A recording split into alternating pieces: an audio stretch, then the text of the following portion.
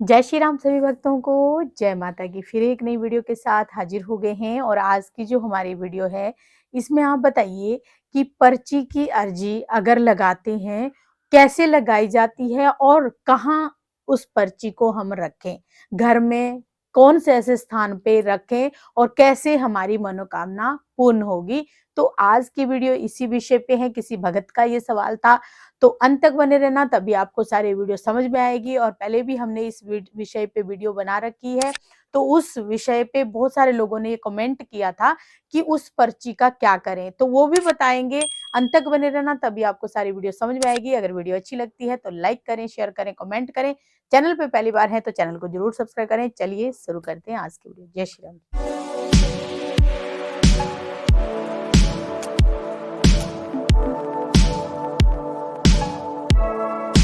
जय श्री राम, जय श्री राम, जय श्री राम, जय माता की।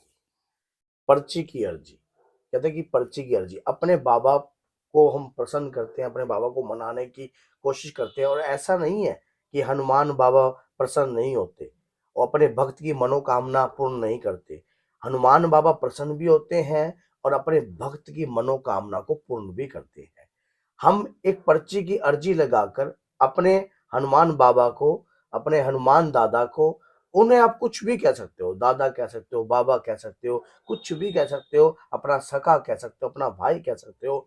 या अगर किसी के कोई है नहीं तो तो माँ हम बाप उसके लिए आप उन्हें अपना माँ बाप भी कह सकते हो।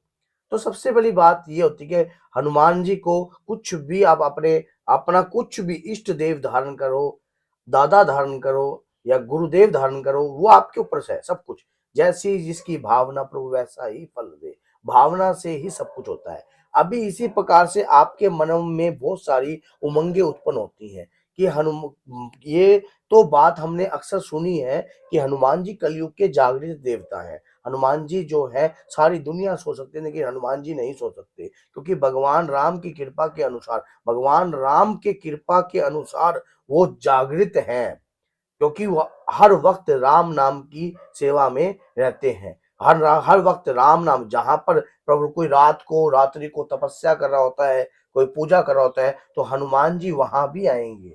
तो ये बात आप छोड़ देना। अगर कोई भगत उनका परेशान हो जाता है, अगर कोई भक्त उनका किसी भी अवस्था में दुखी हो जाता है, किसी भी प्रॉब्लम में आ जाता है, समस्या में आ जाता है, तो हनुमान दादा आकर आपकी समस्या को दूर कर देते हैं। अब हमें करना क्या है? हमें एक लिखित की ऐसी पर्ची देनी है, ऐसी पर्चा देना है कि जो बाबा के श्री चरणों में हम उस पर्चे को दे सके।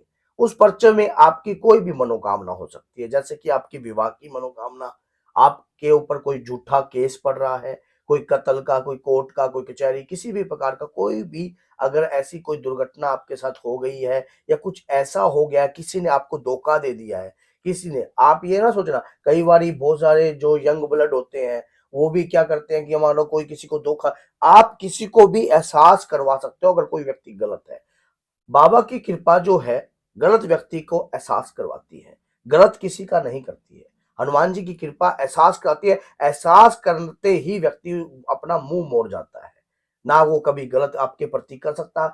कहा जाता है कि हनुमान जी के भक्त के ऊपर काला जादू भी काम नहीं करता। क्यों नहीं करता? क्योंकि हनुमान जी की भक्ति करते करते करते करते आदमी कब सिद्ध हो गया उसे खुद को नहीं पता, और जब वो सिद्ध हो जाता है तो उसमें कोई अहंकार की बू नहीं रहती है, क्योंकि उसको पता ही नहीं है मैं कब सिद्ध हो गया। इसी प्रकार से आपने अपनी इच्छा को धारण कर एक क्या करना है, मंगलवार के दिन या शनिवार के दिन एक पेपर ले लेना है, व्हाइट पेपर, A4 साइज की शीट ले लीजिए। अब उसके दौरान आप ऊपर लिखिए ओम सीताराम, ओम सीताराम लिखिए और लिखिए कि हे मेरे इष्ट देव, हे मेरे आराध्य देव, हे मेरे दादा गुरु, हे मेरे गुरुदेव, हे मेरे दादा। आप कुछ भी कह सकते हो लिखकर अपने अपने जो अंदर, जो आपके अंदर पल रहा है, जो भी आप बाबा से कहना चाहते हो, जो भी मनोकामना इच्छा प्रकट करना चाहते हो, उस इच्छा को पर्चे पर उतार दीजिए। और पर्चे पर उतार के आप लिख दीजिए लास्ट में, आप क्या लिखो, आपका प्रिय, आपका प्रिय दास, आपका प्रिय दास अपनी इस मनोकामना के लिए आपसे ये अर्ज लगाता है। और उस पर्चे के अंदर आपने 181 रुपए की अर्जी और 7 लौंग, आपने रख देनी है। 7 लौंग रखने के बाद और उसके अंदर 3 गुलाब की पत्तियां, 3 गुलाब की पत्तियां रख देनी है और अपने भक्त शिरोमणि, वीर शिरोमणि, उस दादा गुरु को, उस दादा को, उस हनुमान दादा को याद करना है अंतर्मन से। और एक जब आप पर्ची को मोड़ो ये सामान रखने के बाद, तब आपने क्या बोलना है, सीताराम सीताराम सीताराम कहिए, जाहे विधि राखे राम, ताहे विधि रहिए। ऐसे ही कर कर एक कलावा लेकर उस पर्ची पर लपेट देना। ये आपकी अर्जी तैयार हो गई, जो भी आपकी मनोकामना है।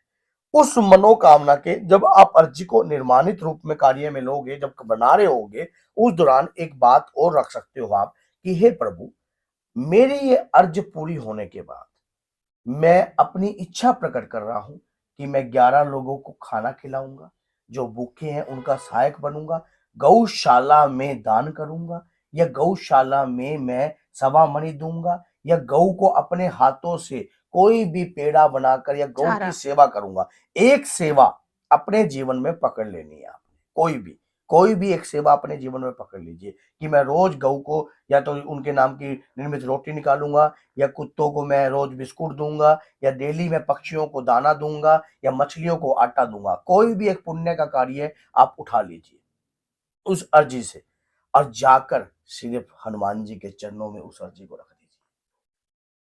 11 दिन, 21 दिन, 41 दिन का उसके ऊपर समय रख दीजिए ना। मैं कहता हूं कि कहते कि मन चाही होती नहीं, प्रभु चाही तत्काल। परमात्मा के चाहने से सब कुछ हो सकता है। नामुमकिन को भी मुमकिन कर सकते हैं बाबा।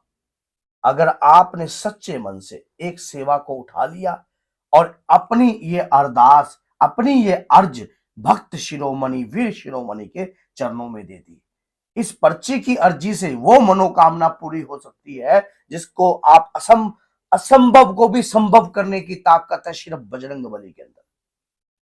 हर कार्य जब हम जब किसी कार्य से हार जाते हैं, हार कर निराशत हो जाते हैं, बैठ जाते हैं, और जब उस कार्य में एक नई उमंग उत्पन्न होती है तो वो बजरंग बली ही कर सकते हैं। जब आपको पता था कि जब आपने देखा माता सीता का पता लगाने के लिए समुद्र तट के ऊपर जब देख लिया, सभी लोग निराशित हो गए, सभी लोग निराशित हो गए और कहते कि मरना तो वहां भी है, क्यों ना यहाँ भूख पीड़ित से मरकर यहीं पे अपने प्राण त्याग दे, क्योंकि खाली हाथ जाएंगे माता सीता के प्रति और पता लगेगा नहीं तो सुग्रीव तो वैसे भी हमें मृत्यु दंड दे देगा, तो क्यों ना यहां ही मर जाते हैं। तब वहां पर बजरंग बली ने वो करके दिखाया जो आज तक इतिहास के पन्नों में साक्षी है। तो ऐसा इतिहास बाबा ने रचा। तो और जो अर्जी लगाई है, जब वो मनोकामना पूर्ण हो जाती है तो उसके बाद उस पर्ची का क्या करें? अब उस अर्जी की पर्ची का क्या करना है, ये बात सच्चाई है। बाबा के श्री चरणों में वो अर्ज आपने लगा दी। अब उस अर्जी की पर्ची को आप क्या करना है, किसी जल में प्रवाहित कर सकते हो, या किसी ना किसी हनुमान मंदिर में जाकर डाल सकते हो, और या कहीं ना कहीं आप मेहंदीपुर बालाजी जा रहे हो तो वहां पर उस पर्ची को डाल सकते हो। दान दक्षिणा नहीं, उसके तो गौशाला में दे देनी है आपने। सिर्फ पर्ची को डाल सकते हो और लोगों को, और फिर देखना आपकी बाबा मनोकामना तो पूरी हो ही गई है। और जो जीव की सेवा आपने पकड़ी है अपने जीवन में, उसे बरकरार रखना, कभी आपको हारना नहीं पड़ेगा और आपकी हर हर कार्य पूर्ण मनोकामना होंगे। जो है पूर्ण होगी। ये सच्चाई है, आप करके देखिए इसको। और करने के बाद हमने भी बहुत बारी, जब मैं किसी भी फैसलों में मैं अड़ जाता था, जब मैं किसी फैसले जब खुद आज भी क्या खुद भी कोई फैसला नहीं ले सकता था, तब मैं सोचता था कि क्या करूं, तब मैं क्या करता था, अपने बाबा के श्री चरणों में इस प्रकार से अर्ज लगा देता था और उस अर्ज को पूर्ण करके, और जो सेवा परमात्मा के चरणों में को साक्षी मानकर मैंने ली है, उस सेवा को मैं कर भी रहा हूं। बेशक मेरी मनोकामना पूरी हो गई है, लेकिन मैंने उस सेवा को छोड़ा नहीं है। इसी प्रकार से जब आपकी मनोकामना पूर्ण हो जाए तो उस सेवा को छोड़ना, चाहे सेवा थोड़ी करो, चाहे किसी भी प्रकार की। अगर आपको लगता है कि मैं 2 बिस्कुट डॉगी को दूंगा, या रोटी दूंगा, या गऊ को रोटी दूंगा, तो कुछ भी अपने जीवन में कुछ भी ऐसा करो जिसको आपको छोड़ना नहीं है बस। फिर देखना आपकी कोई ऐसी मनोकामना नहीं होगी जो आपको दोबारा पर्ची निर्मित करने के लिए प्रेरित करे। आपकी हर प्रकार की मनोकामना अपने आप ही पूर्ण हो जाएगी। भगवान आपके लिए सोचेंगे। वो 100% सोचेंगे, क्योंकि आपने सोचने के लिए उनको मजबूर जो मजबूर किया कर दिया। और आपने आपने उनको जो वचन दिया है, उस वचन पे आप खड़े उतर रहे हो।